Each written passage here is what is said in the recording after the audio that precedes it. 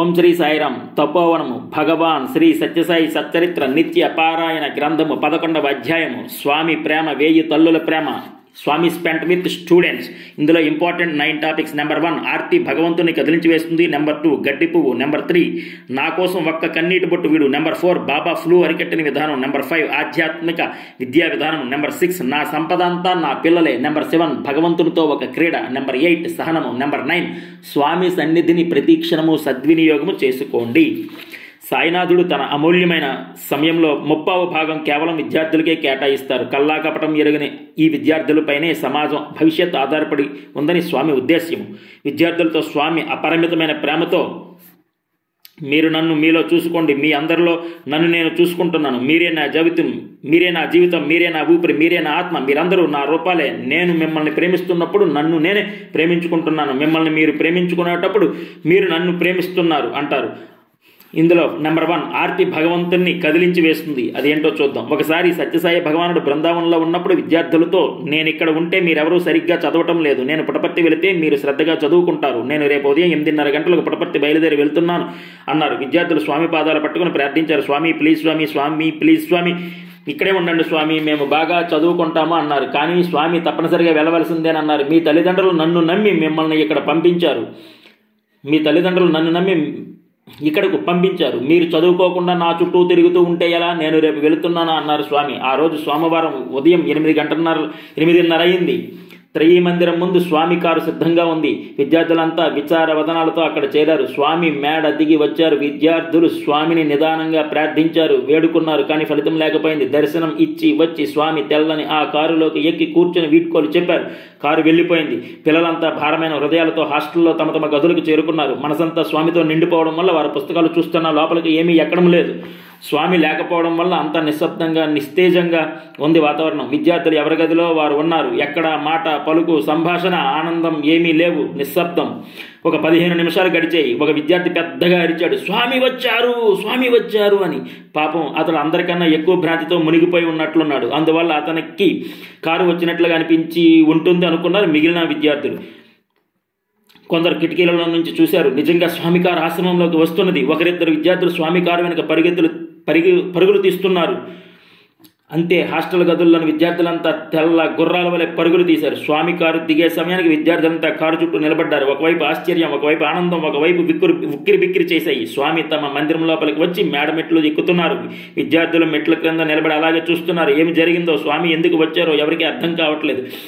అప్పుడు స్వామి బయలుదేరుతుంటే చాలు ఒకటే గోల, మీరు చేసిన గోల వల్ల నేను తాళం చేతులు మర్చిపోయాను అన్నారు. స్వామి తాళం చేతులు మర్చిపోవడం ఏమిటి? విద్యార్థులందరూ హృదయాలు ఆనందంతో నిండిపోయాయి. అందరి కళ్ళ వెంట ఆనంద బాష్పాలు పొంగిపొరలాయి. అందరూ నిశ్శబ్దంగా ఉన్నారు. ఒకవేళ తాళం చెవులు తీసుకొని స్వామి బయలుదేరుతారేమో అనుమానం వచ్చింది. అప్పుడు ఒక విద్యార్థి, స్వామి కారులోని సామాన్లు సర్దమంటారా అన్నాడు. అందుకు స్వామి, లేదు, నేను మళ్ళీ సాయంత్రం బయలుదేరుతున్నాను అన్నారు కోపంగా అభినయం చేస్తూ.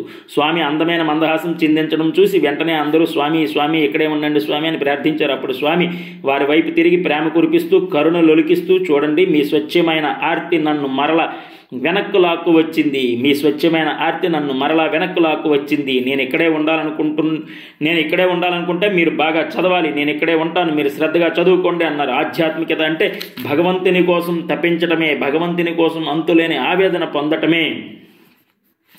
నెంబర్ 2 గడ్డి పువ్వు గురించి చూద్దాం. ఒకసారి సత్యసాయినాథుడు బొంబాయిలోని ధర్మక్షేత్రకి వెళ్ళినప్పుడు అక్కడ బాల వికాస్ టీచర్స్ స్వామిని ప్రేమతో ఆహ్వానించడానికి చక్కని కార్యక్రమాలు ఏర్పాటు చేశారు. బాల వికాస్ విద్యార్థులందరూ ఒక్కొక్క గులాబీ పుష్పం చేతపట్టుకుని వరుసగా కూర్చుని ఉన్నారు. స్వామి రాగానే సమర్పించడానికి ఆ పిల్లలందరి ముఖాలు ఆనందంతో వెలిగిపోతున్నాయి. కానీ వారిలో ఒక చిన్న పిల్లవాడు ఉన్నాడు. అతడు ఇంకా బాల వికాస్లో చేరటానికి కూడా వయసు సరిపడలేదు, చాలా చిన్న పిల్లవాడు. కానీ అతడు తన అన్నయ్యలతో పాటు బాల వికాస్ క్లాసులకు వెళ్ళి అన్ని చక్కగా నేర్చుకుంటున్నాడు. కొన్ని శ్లోకాలు అన్ని కంఠస్థం చేశాడు. అయినా మొదటి వరుసలో కూర్చునడానికి తగిన వయసు కలవాడు కాదని భావించి బాల వికాస్ టీచర్స్ అతనికి గులాబీ పువ్వు ఇవ్వలేదు. ఆ చిన్న బాలుడు ఎలాగైనా సరే స్వామికి గులాబీ పువ్వు ఇవ్వాలని ప్రక్కనున్న పిల్లలను అడిగాడు. ఎవరు ఇవ్వలేదు. భగవాన్ బాబా రానే వచ్చారు. వరుసగా కూర్చున్న ప్రతి బాల వికాస్ విద్యార్థి ఇచ్చే గులాబీ పువ్వును బాబా స్మృశించి ఆశీర్వదిస్తూ వస్తున్నారు. స్వామి క్రమంగా దగ్గరికి రావటం ఆ చిన్నారి బాలుడు గమనిస్తూనే ఉన్నాడు. మెల్లగా ముందు వరుసలోనికి చేరుకున్నాడు. స్వామి ఇంకా దగ్గరికి వస్తున్నారు. ఆ బాలునికి ఎదుట పచ్చికలో చిన్న గడ్డి పువ్వు కనిపించింది. వెంటనే దానిని కోసి చేత్తో పట్టుకున్నాడు. స్వామి తన దగ్గరికి రాగానే ఆ బాలుడు లేచి నిలబడి స్వామికి అత్యంతమైన ప్రేమతో గడ్డి పువ్వును సమర్పించడానికి చేతులు చాచాడు. స్వామి చిన్న మధురమైన నవ్వు నవ్వి ఆ చిన్నారి చేతుల నుంచి ఆ గడ్డి పువ్వుని తీసుకొని ఆ బాలుని చేతి విరాలను మృదువుగా నొక్కి వాని భుజం మీద అభినందన పూర్వకంగా తట్టి ప్రేమతో అతనిని పలుకరించారు కూడా. మిగిలిన బాలుర పుష్పాలన్నింటినీ కేవలం స్పృశించి స్వామి ఈ బాలుడిచ్చిన గడ్డి పువ్వుని చేతితో తీసుకుని వెళ్లారు. 3 గంటల సేపు మందిరం లోపల బొంబాయి పుర ప్రముఖులతో సమావేశం జరిగింది. ఆ తర్వాత బాబా బయటకు వచ్చి అందరిని ఆశీర్వదిస్తున్నప్పుడు చూస్తే స్వామి చేతిలో 3 గంటల క్రితం ఆ బాలుడిచ్చిన గడ్డి పువ్వు ఇంకా అలాగే ఉంది. అందువల్ల సత్యసాయి భగవంతుడు పరిశీలించేది హృదయంలోని ఆర్తిని అని స్పష్టమవుతుంది. హృదయంలోని ప్రేమని సత్యసాయి భగవానుడు పరిశీలించేది హృదయంలోని ప్రేమని, ఆర్తిని. నెక్స్ట్ థర్డ్ వన్, నా కోసం ఒక్క కన్నీటి బొట్టు వీడు. అదేంటో చూద్దాం. ఇది 1976వ సంవత్సరం జరిగిన విషయం. స్వామి బృందావనంలో ఉన్నారు. ఇంజనీర్లు కొన్ని ప్లాన్లు కాగితాలు చేత్తో పట్టుకుని మందిరం లోపలికి బయటకు తిరుగుతున్నారు. సత్యసాయినాథుడు దర్శనం ప్రసాదించడం కోసం మందిరం నుంచి బయటకు వచ్చారు. అప్పుడు తన చుట్టూ చేరిన విద్యార్థులను చూసి స్వామి, నాయన, నేను మీకోసం కొత్త హాస్టల్ భవనం కట్టిస్తున్నాను. అది మీకు విశాలంగా చాలా సౌకర్యంగా ఉంటుంది. కొంచెం దూరంలో ఆ హాస్టల్ మన కాలేజీ వెనుక భాగంలో తయారవుతుంది అన్నారు. వారిలో ఒక విద్యార్థి అందరి అభిప్రాయాలకు అనుగుణంగా, స్వామి, మాకు ఇక్కడ చాలా సౌకర్యంగా ఉంది, మేము చాలా ఆనందంగా ఉన్నాము, మాకు కొత్త హాస్టల్ వద్దు స్వామి, ఈ బృందావనమే మా ఇల్లు అన్నారు. అప్పుడు స్వామి, ప్రియమైన పిల్లలు, దీనిని మీరు మీ ఇల్లుగా భావిస్తే చాలా మంచిది. మీరు చక్కగా సర్దుకుపోతున్నందుకు నాకు చాలా సంతోషం. కానీ మీరు కొద్ది స్థలంలో ఇబ్బంది పడుతూ ఉండడం నేను చూడలేకపోతున్నాను. మీరు సౌఖ్యంగా ఉండేలా చూడటం నా ధర్మం. ఈ గురువారం కొత్త హాస్టల్ భవనానికి శంకుస్థాపన జరుగుతుందని చెప్పి భక్తులకు దర్శనం అనుగ్రహించడం కోసం మందిరం ప్రాంగణం దాటి బయటకు వెళ్లారు. ఇంకా శంకుస్థాపన మహోత్సవానికి పూర్తిగా 2 రోజుల వ్యవధి కూడా లేదు. ఇంజనీర్లు ఒకటే హడావుడి ఉన్నారు. విద్యార్థులందరికీ ఏమి చేయాలో తోచలేదు. మరునాడు భగవాన్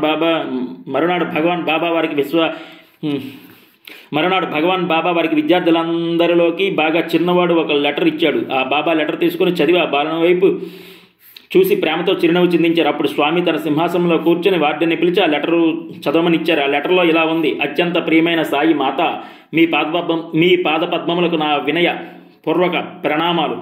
మీకు మా మీద కోపం వచ్చిందా? మీకు ఇష్టమైన నిశ్శబ్దాన్ని మేము భంగం చేస్తున్నామా? మేము పాటించవలసిన క్రమశిక్షణను పాటించకుండా స్వేచ్ఛగా ప్రవర్తిస్తున్నామా? అంతే అయి ఉంటుంది. లేకపోతే మీరు మమ్మల్ని అందమైన బృందావనం నుంచి బయటకు పంపే ప్రయత్నం చేస్తారా? మీరు మా కోసం కొత్త హాస్టల్ ఎక్కడో కట్టించాలని ఎందుకు పట్టుదలగా ఉన్నారు? అందమైన ఈ బృందావనంలో సుఖప్రదమైన సురక్షితమైన మీ ప్రేమ మిమ్మల్ని మాకు ఎంతో సన్నిహితం చేసింది. ఇటువంటి ప్రేమనే దేవతలు కూడా కోరుకుంటూ ఉంటారు. హృదయమైన ప్రేమతో మీ బిడ్డ అని లెటర్లో ఉంది. వార్డెన్ ఈ లెటర్ చదవటం పూర్తయిన తర్వాత చూస్తే అక్కడ కంట నీరు పెట్టని విద్యార్థి లేడు. విద్యార్థులంతా ఒకే కంఠంతో స్వామి, స్వామి, మా ప్రార్థన అంగీకరించండి అని వేడుకున్నారు. భగవానుని హృదయం కరిగిపోయింది. స్వామి వెంటనే చీఫ్ ఇంజనీర్కి కబురు చేసి విద్యార్థుల కోరిక తెలియజేశారు. చీఫ్ ఇంజనీర్ వచ్చి ఆ ప్లాన్లు అన్ని జాగ్రత్తగా తయారు చేశాను, శంకుస్థాపనకి సమయం ఎక్కువ లేదు అన్నారు. విద్యార్థులంతా ఆయనతో బృందావనమే మా ఇల్లుగా ఉండాలి అన్నారు. పిల్లల కోరిక చూసి స్వామి ఆ చీఫ్ ఇంజనీర్తో వేరే విధంగా ప్లాన్ తయారు చేయమని సూచించారు. ఆ ప్లాన్ ప్రకారం కొత్త హాస్టల్ భవనం బృందావనం క్యాంపస్లోనే కట్టేటట్లుగా నిర్ణయించారు. ఈ విషయం ప్రకటించగానే పిల్లలంతా ఆనంద పరవశులయ్యారు.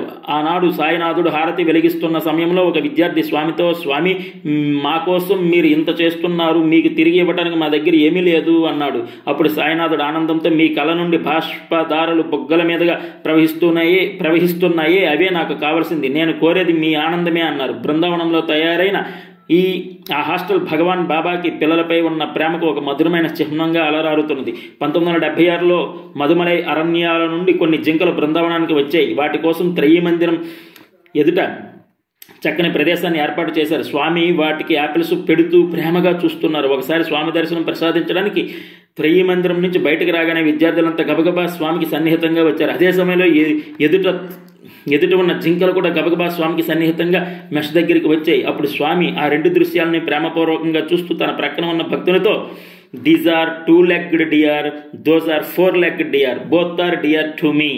ఇవి 2 కాళ్ళ జింకలు, అవి 4 కాళ్ళ జింకలు, ఇద్దరూ నాకు ఇష్టమే అన్నారు.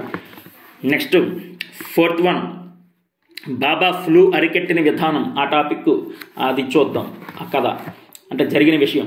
ఒకసారి ప్రశాంత నిలయంలో హయ్యర్ సెకండరీ స్కూల్లో ఒకసారి ఫ్లూ జ్వరం తీవ్రంగా వ్యాపించిపోయి దాదాపు 200 మంది విద్యార్థులు అనారోగ్యం పాలయ్యారు ఆ ఫ్లూ వల్ల. ఆ రోజు సాయంత్రం భజన అయిన తర్వాత స్వామి డాక్టర్ అల్రాజ్తో ఒకసారి నీ వెంటనే స్కూల్కి వెళ్ళిరా అన్నారు. డాక్టర్ అల్రాజ్ వెళ్ళి చూస్తే అక్కడ దాదాపు 200 మంది విద్యార్థులు తీవ్రమైన జ్వరాలతో, దగ్గులతో, వాంతులతో బాధపడుతున్నారు. అంటువ్యాధి అరికట్టడానికి అవకాశం లేని విధంగా వ్యాపించిపోయింది. రాత్రి 8 గంటల వేళ డాక్టర్ అల్రాజా తిరిగి వస్తూ 8 గంటలకి స్వామి గది మూసివేయబడుతుంది కాబట్టి ఉదయమే స్వామికి విషయం చెప్పాలి అనుకుని తన గదికి చేరుకున్నాడు. 8 గంటల 30 నిమిషాలకు ఒక వాలంటీర్ వచ్చి స్వామి మిమ్మల్ని పిలుస్తున్నారా అన్నారు. డాక్టర్ గబగబా వెళ్ళి స్వామిని సందర్శించారు. నేను నీ కోసం ఎదురు చూస్తుంటే నీవు ఎందుకని వెంటనే నా దగ్గరికి రాలేదు అని స్వామి అడిగారు. స్వామి, నేను వచ్చేటప్పటికి 8 గంటలైంది, అప్పటికి మీ గది తలుపులు మూసి ఉంటాయని భావించాను. ఇక్కడ 200 మంది విద్యార్థులు ఫ్లూ జ్వరంతో బాధపడుతున్నారు. అది అందరికీ వ్యాపించి అరికట్టడానికి వీలు లేని స్థితిలో ఉంది. సింటోషియం ట్రీట్మెంట్ తప్ప ఇక ఇప్పుడు యాంటీబయోటిక్ పనిచేయదు. అది ఇంకా వ్యాపించకుండా మీరే ఏదైనా చేయాలి అన్నారు డాక్టర్. మరునాడు ఉదయం భగవాన్ బాబా స్కూలుకు, హాస్టల్కు వెళ్లారు. అన్ని వరండాల్లోనూ, క్లాసు గదుల్లో నడిచారు. డాబా పైకి కూడా వెళ్ళారు. అక్కడ పరిశుభ్రం చేయలేదు స్వామి అని ప్రిన్సిపల్ చెప్పినా కూడా స్వామి పైకి వెళ్ళి వచ్చారు. ఒక స్టీల్ బకెట్ నిండా నీళ్లు తీసుకుని రమ్మని చెప్పి స్వామి చాలా ఎక్కువ పరిమాణంలో విభూతి సృష్టించి అందులో వేసి ఒక టీచర్ని పిలిచి ప్రతి విద్యార్థికి, ప్రతి ఉపాధ్యాయుడికి ఆ విభూతి నీళ్లను ఇవ్వమని ఆజ్ఞాపించారు. ఇక అక్కడ నుంచి ఆ అంటువ్యాధి వ్యాపించడం ఆగిపోయింది. 4 రోజుల్లో అందరూ ఆరోగ్యవంతులయ్యారు. స్వామి చికిత్సా విధానం అద్భుతం. అది ఎవరికీ అంతుపట్టేది కాదు. 5th టాపిక్ ఆధ్యాత్మ విద్యా విధానం. అదేంటో చూద్దాం. ఆధ్యాత్మ విద్యా విధానం. మనం కోరుకోవాల్సింది ఐహికమైన భోగభాగ్యాలు, వస్తు సంపదలు కాదు. మనం కోరుకోవాల్సింది భగవంతుని ఎప్పుడైతే కోరుకుంటామో సకల శుభములు వాటంతట అవే ఏర్పడతాయి. ఆ భగవంతుని కోరుకునే విద్యనే ఆధ్యాత్మిక విద్య అంటారు. స్వామి ఒకసారి చెప్పారు, కృష్ణుడిని పట్టుకోవడానికి యశోద చేతిలో వెన్న పెట్టుకుని వేరొక చేతిలో కనిపించకుండా కర్ర పట్టుకుని వచ్చి వెన్న కోసం కృష్ణుడి దగ్గరికి రాగానే కర్రతో 2 ఇచ్చి దారిలో పెట్టేది అని. అలాగే సత్యసాయినాథుడు యశోదమ్మ వలె ఎదురుగా చేతిలో ఐక్యమైన విద్యను చూపించి వేరొక చేతిలో కనిపించకుండా ఆధ్యాత్మిక విద్యను పట్టుకొని వస్తున్నారు. స్వామి కాలేజీలో, విశ్వవిద్యాలయంలో చేరాలని ఆసక్తితో దగ్గరికి వచ్చిన విద్యార్థులను పట్టుకొని వారికి లౌకిక విద్యలతో పాటు ఆధ్యాత్మిక విద్య నేర్పి మనుషులను మనీషులుగా తీర్చిదిద్దుతున్నారు. ఇది అంతా స్వామి అనిర్వచనీయమైన ప్రేమ తప్ప మరొకటి కాదు కదా. విద్యార్థులకు బాబా ప్రేమతో కేజీ నుండి పీజీ వరకు ఉచిత విద్య అందిస్తున్నారు. MBA, MF, MTech కోర్సులు, PhD కోర్సులు, కంప్యూటర్ కోర్సులు ప్రవేశపెట్టారు. వసతులు కూడా సమకూర్చారు. పిల్లల కోసం అందమైన విశాలమైన భవన సముదాయాలు, కొన్ని కోట్ల రూపాయలతో ఖర్చుతో విజ్ఞానప కాంతులు వెదజల్లే అత్యాధునిక నక్షత్ర ప్రదర్శనశాలను నిర్మించారు. ఇవన్నీ బాబాకు పిల్లల పట్ల గల ప్రేమకు అందమైన నిదర్శనాలుగా కనిపిస్తున్నాయి. ఈ లౌకిక విద్యలతో పాటు స్వామి పిల్లలకు ఆధ్యాత్మిక విద్య నేర్పడం అసలు విశేషం. నెక్స్ట్ 6th టాపిక్ నా సంపద అంతా నా పిల్లలే. అదేంటో చూద్దాం. నా సంపద అంతా నా పిల్లలే. శ్రీ సత్యసాయి విశ్వవిద్యాలయం ప్రారంభించిన రోజున నవంబర్ 22, 1981 నాడు సత్యసాయినాథుడు విద్యార్థులతో ఇలా అన్నారు, జగత్తుకు శాంతి భద్రతలు అందించడానికి విద్యార్థులే వేర్లుగా నిలవాలి. ఈ వేర్లకు నీరు పోయటమే సత్యసాయి లక్ష్యము. నేను విద్యార్థులకి అన్ని విధముల అర్పితమై ఉన్నాను. నేను సమస్త విధముల విద్యార్థులనే విశ్వసిస్తాను. సత్యసాయి ప్రాపర్టీ అంటే చాలామంది చెప్తుంటారు, అబ్బో ఇన్ని బిల్డింగులు, ఇన్ని భూములు అని. ఇవన్నీ వట్టి మాటలే. నా ప్రాపర్టీ అంతా నా పిల్లలే, నా ప్రాపర్టీ అంతా నా పిల్లలే, నా స్టూడెంట్సే నా ప్రాపర్టీ అని చెప్పారు. కానీ ఈ సత్యాన్ని కొంతమంది గుర్తించలేకపోతున్నారు. ఒక్క తల్లి ప్రేమను అర్థం చేసుకోలేని దురదృష్టవంతులు 1000 తల్లుల ప్రేమను ఎట్లా అర్థం చేసుకోగలరు? సత్యసాయిలోని ముఖ్య లక్షణము సహనము. ఎంతమందో నన్ను విమర్శిస్తుంటారు, ఎంతమందో నన్ను దూషిస్తుంటారు, ఎన్నో పేపర్లు ఏవేవో వ్రాస్తుంటాయి, ఎన్నెన్నో పాంప్లెట్లు కొట్టిస్తుంటారు, ఏవేవో జరుగుతుంటాయి ప్రపంచంలో. అన్నిటికీ జవాబు నా చిరునవ్వే. ఇవన్నీ మంచికి జరిగే విరుద్ధ వికారాలే. కాచిన చెట్టుకే రాళ్ళ దెబ్బలు. ఇంకా కొంతమంది సత్యసాయి సంస్థలు, సత్యసాయి విద్యాలయములు విరివిగా పెరుగుతూ ఉన్నాయనే అసూయ చేత ఎన్నో విషయాలను కల్పిస్తూ పిల్లలకు కూడా ఉద్రేకాలు కలిగిస్తుంటారు. ప్రేమ స్వరూపులారా, వీరే కాదు, జగమంతా ఏకమైనప్పటికీ నన్నెవరూ ఏమీ చేయలేరు. నా హృదయం ఎప్పుడు పవిత్రమే. నాకు స్వార్థము కానీ సొంతము కానీ లేదు. ఇదే నా సత్యము. దోషములున్న వారికి అదురు బెదురు, కానీ ఏ దోషము లేని సింహమునకు భయమెందుకు? నేను చేసే పనులన్నీ లోక కళ్యాణార్థం నిమిత్తమే. లోక కళ్యాణం నిమిత్తమే, అంతేగాని నా నిమిత్తము కాదు. ఈ సత్యాన్ని గుర్తించుకున్నాను కనుక నాకెప్పుడు ఆనందమే అన్నారు బాబా. నెక్స్ట్ 7th టాపిక్ భగవంతునితో ఒక క్రీడ. అదేంటో చూద్దాం. భగవంతునితో ఒక క్రీడ. 1983వ సంవత్సరం బృందావనంలో కళ్యాణ మండపంలో స్వామి కళాశాల విద్యార్థులు ఒక విజ్ఞాన ప్రదర్శన ఏర్పాటు చేశారు. ఆ సమయంలో కర్ణాటక గవర్నర్గా ఉన్న గోవింద్ నారాయణ్ స్వామి దర్శనానికి వచ్చారు. స్వామి ఆయనను తీసుకుని ప్రదర్శనశాలకు వచ్చారు. విద్యార్థులు తయారు చేసిన వివిధ పరికరాలు చూస్తూ వస్తున్నారు. స్వామి ఒక చోట ఒక విద్యార్థి ఒక సైన్స్ పరికరం తయారు చేశాడు. అందులో ఒక వెలుగు కిరణం ఒక వైపు నుంచి మరొక వైపు ప్రసరిస్తూ ఉంటుంది. దాన్ని చేత్తో అడ్డుకున్నప్పుడు వెంటనే అలారం మ్రోగుతుంది. స్వామి అక్కడికి రాగానే ఆ విద్యార్థి స్వామితో, స్వామి ఇక్కడ చెయ్యి పెట్టండి, అలారం మ్రోగుతుంది అన్నాడు. ఆ కిరణానికి స్వామి చేతిని అడ్డుపెట్టారు, కానీ అలారం రాగలేదు. అప్పుడు ఆ విద్యార్థి స్వామి ఒక్క క్షణం ఇదేదో రిపేర్ వచ్చినట్టుంది అంటూ ఆ పరికరాన్ని పరిశీలించి తాను చెయ్యి అడ్డుపెట్టి చూశాడు. వెంటనే అలారం రోగింది. స్వామి ఇప్పుడు చెయ్యి పెట్టండి అన్నాడు ఆ విద్యార్థి. స్వామి మళ్ళీ చెయ్యి పెట్టారు, అలారం మోగలేదు. ఇది ఏమిటి, ఎందుకు అన్నారు. ఇది దొంగను పట్టుకునేది స్వామి అన్నాడు అతను. స్వామి చెయ్యి పెట్టారు కానీ అలారం రాగలేదు. మరలా రిపేర్ వచ్చిందేమో అనుకున్నాడు విద్యార్థి. అప్పుడు స్వామి ఇది రిపేరు కాదు, ఇది రిపేరు రాలేదు, నేను అటువంటి దొంగను కాదు కదా, అందువలన మ్రోగలేదు, నేను చిత్తచోరిని విత్తచోరిని కాదు అంటూ వెళ్ళారు. స్వామి విజ్ఞాన శాస్త్రానికి అందేటటువంటి వారు కారు. స్వామి విజ్ఞాన శాస్త్రానికి అందేటటువంటి వారు కారు. నెక్స్ట్ 8th టాపిక్ సహనం గురించి చూద్దాం. కొన్ని సంవత్సరాల క్రితం విషయం పుట్టపర్తిలో ప్రాథమిక పాఠశాల విద్యార్థులు ప్రతిరోజు ఉదయం చల్లని నీటితో స్నానాలు చేసేవారు. తల్లిదండ్రులు తనను నమ్ముకుని పిల్లల్ని నా దగ్గర వదిలిపెట్టారు. పాపం వీళ్ళు ప్రతిరోజు చల్లని నీటితో స్నానాలు చేయవలసిందేనా అనుకున్నారు స్వామి. ఫలితంగా కొద్ది రోజులకే సోలార్ హీటర్స్ వచ్చాయి. సూర్యకిరణాల నుంచి వేడిని గ్రహించి నీటిని వెచ్చ చేసే యంత్ర పరికరాలు ప్రశాంతి నిలయానికి చేరగానే టెక్నీషియన్స్ త్వరగా వాటిని హాస్టల్స్లో అమర్చారు. ఆ స్కూల్ ప్రిన్సిపల్, అధ్యాపకులు, విద్యార్థులు చాలా సంతోషించారు. వారంతా స్వామిని ఈ సోలార్ సిస్టమ్ను ప్రారంభించమని వేడుకున్నారు. అందుకు స్వామి సమ్మతించారు. ఒకరోజు స్వామి వచ్చి ఆ వేడి నీటి పంపు ప్రారంభం చేయడానికి ఏర్పాట్లు జరిగాయి. ఒక ప్రక్క యంత్రాలు ఉన్నాయి. అక్కడ నుండి ఒక రబ్బర్ గొట్టం పెట్టి దానికి పైపు అమర్చారు. స్వామి వచ్చి దానిని త్రిపితే వేడి నీరు క్రింద ఉన్న బకెట్లో పడతాయి. అందరూ స్వామి కోసం ఎదురు చూస్తున్నారు. ఇంతలో కరుణాంతరంగుడైన భగవాన్ బాబా రానే వచ్చారు. వచ్చి ఆ పైప్ త్రిప్పడంతోనే దురదృష్టవశాత్తు ఆ రబ్బర్ గొట్టం ఊడిపోయి వేడి నీళ్లు వచ్చి స్వామి ముఖం పైన, స్వామి అంగీ పైన ఒక్కసారిగా చిమ్మినట్లు వచ్చి పడ్డాయి. అంతే. ఆ హఠాత్ సంఘటనకు అందరూ దిగ్భ్రాంతి చెందారు. ఎవ్వరి నోట మాట లేదు. ఆ సమయంలో ఏమి చేయాలో ఎవరికీ తోచలేదు. అంతా నిశ్శబ్దం. వారి పరిస్థితి గమనించి ఒక్కసారిగా స్వామి ఫకాలను నవ్వి, చూశారా, మొదటి స్నానం నేనే చేశానన్నమాట అన్నారు. ఆ మాట వినగానే అందరి మనసులో ఒక్కసారిగా తేలికై వారంతా హాయిగా ఊపిరి పీల్చుకొని స్వామితో కలిసి నవ్వుకున్నారు. దయామయుడైన బాబాకు కోపం లేదు. నా జీవితమే నా సందేశం అంటే ఇదే కాబోలు. నెక్స్ట్ 9th టాపిక్ స్వామి సన్నిధిని ప్రతిక్షణము సద్వినియోగం చేసుకోండి. స్వామి సన్నిధిని ప్రతిక్షణము సద్వినియోగం చేసుకోండి. స్వామి కొడైకెనాల్ లోపల గదిలో కూర్చొని బయట భక్తులు తన కోసం ఎదురు చూస్తున్న దృశ్యం చూస్తున్నారు. స్వామి చుట్టూ విద్యార్థులు కూర్చొని స్వామి పాదపద్మాలను సేవిస్తున్నారు. అప్పుడు స్వామి, మీరు ఎంత అదృష్టవంతులో చూడండి, బయట వేల మంది భక్తులు ఎదురు చూస్తున్నారు.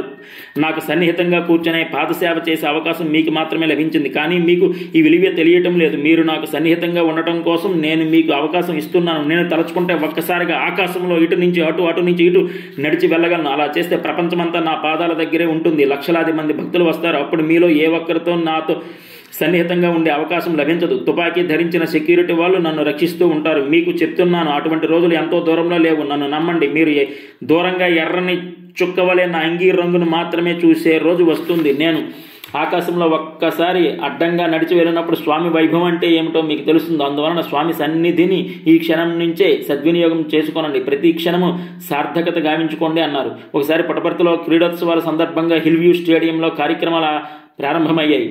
ఆ ఉత్సవాల ఆరంభ సూచికంగా స్వామి ముందుగా 2 తెల్లని పావురాలు ఎగరవేశారు. తర్వాత క్రీడా విన్యాసాలు ఆరంభమయ్యాయి. స్వామి మరికొందరు ప్రముఖులు వేదికపై ఆసీనులయ్యారు. కొంతమంది తర్వాత ఆ వేదికకు అడ్డంగా ఆ 2 తెల్లని పావురాలు ఎగురుతూ వెళ్ళసాగి. అప్పుడు స్వామి ప్రక్కనున్న వారితో, చూసారా, మన దగ్గర చాలా కాలం ఉన్న కారణంగా మనల్ని వదిలిపెట్టి వెళ్ళటం లేదు. ఆ పావురాలు అంటే బయట ప్రపంచం ఇమ్మడలేకపోతున్నాయి అన్నారు స్వామి.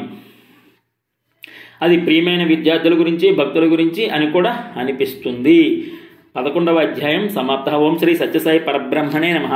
Love all, serve all, help ever, hurt never, సమస్త లోక సుఖనో భవంతు, సర్వే జనా సుఖనో భవంతు, సమస్త లోక సుఖనో భవంతు. ఓం శాంతి శాంతి శాంతి. Thank you.